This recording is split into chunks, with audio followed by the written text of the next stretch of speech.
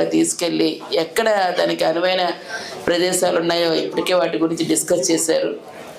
అటువంటి వాటి మీద కూడా తప్పనిసరిగా చూసుకొని చేయడానికి గురించి అని ఉంటాం. ఇవన్నీ రానున్న రోజుల్లో ఇంకా ఎంతమందో మీ ద్వారా ఇంకెంతమంది ఉపాధి ఉద్యోగ అవకాశాలు కలగడానికి ఈరోజు ఎంతమందినో మీరు నిలబెడుతున్నారు. మరి అటువంటి వాటితో పాటు ప్రభుత్వం కూడా వాహన మిత్రలోని ఏవైతే ఈరోజు ఆటోలు ట్యాక్సీలు ఉన్నాయో దాంతోపాటు హెవీ వెహికల్స్ కూడా నడిపే డ్రైవర్లకి వాహన మిత్రలో వారికి కూడా ప్రతి ఏటా ఏ విధంగా సపోర్ట్ చేస్తున్నారు. ఫైనాన్షియల్ అసిస్టెంట్స్ కూడా 10,000 చెప్పిన ఇవ్వటంతో పాటు ఆ లారీ వాటి ఇన్సూరెన్స్ కూడా 10 లక్షలకి పెంచి ఇన్సూరెన్స్ ఇవ్వడం కూడా మరి మేనిఫెస్టోలో పెట్టి జగన్మోహన్ రెడ్డి గారు వాహన మిత్ర భాగంగా సోదరులకు ఇవ్వడానికి కూడా పెట్టారు. కాబట్టి మన దగ్గర చేసిన డ్రైవర్లకు కూడా ఒక భరోసా, వారికి కూడా ఇచ్చే అవకాశం, ఇట్లాంటివన్నీ కూడాను మరి మీ ద్వారా వారికి కూడా అందించే దిశగా ఈరోజు చేసుకుంటున్నది. తప్పనిసరిగా ఇక్కడ కష్టం ఉందంటే ఆ కష్టాన్ని ఏ విధంగా తీర్చాలని ఆలోచన చేసే అందరి వ్యక్తి జగన్మోహన్ రెడ్డి గారు. ఖచ్చితంగా ఈ పట్టుకెళ్ళిన ఇష్యూస్ మరి తప్పనిసరిగా ఈరోజు మీటింగ్లో మన గ్రీవెన్స్ కూడా తీసుకెళ్ళి ఇస్తాం. వాటిలోని రాష్ట్ర ప్రభుత్వం తరపున చేయాల్సినవి ఏమున్నా సరే వాటిని ఈరోజు ఖచ్చితంగా ఎన్నికల తర్వాత మీ అందరి ఆశీస్సుల వల్ల జగన్మోహన్ రెడ్డి గారు మళ్ళీ మనకు ముఖ్యమంత్రిగా ఇక్కడ పరిపాలన రాజధానిగా వస్తే అనేకమైనవి ఇంకా వస్తాయి. దాంతోపాటు మన పిల్లల ఉజ్వలమైన భవిష్యత్తు ఉంటుంది.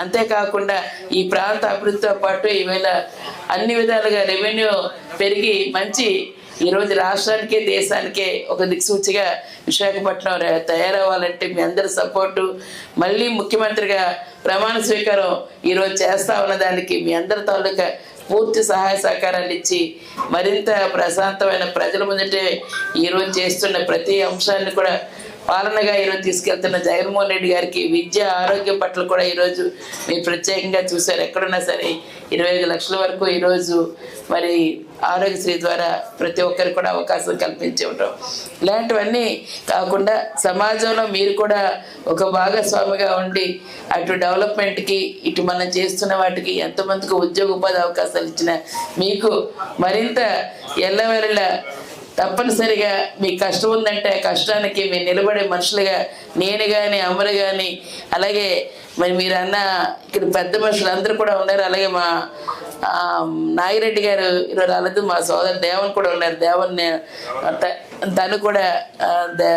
తను కూడా ఏదున్నా ఈ ప్రాంతంలోని ఎవరు చెప్పినా మా సుజాతమ్మ తన్ని ఇవాళ ఏర్పాటు చేసిన సోదరిమని మరి తనకి కూడా ఈరోజు అమ్మాయి ఎలాగైనా రావాలంటే నేను తప్పనిసరిగా వస్తానమ్మా అనుకొని ఈరోజు మీటింగ్ సందర్భాల్లో ప్రతి ఒక్కటి కూడాను విస్తృత ప్రయోజనాలు, ఈ ప్రాంత అభివృద్ధి, విశాఖపట్నం పరిపాలన రాజధానిగా తీసుకురావాలి.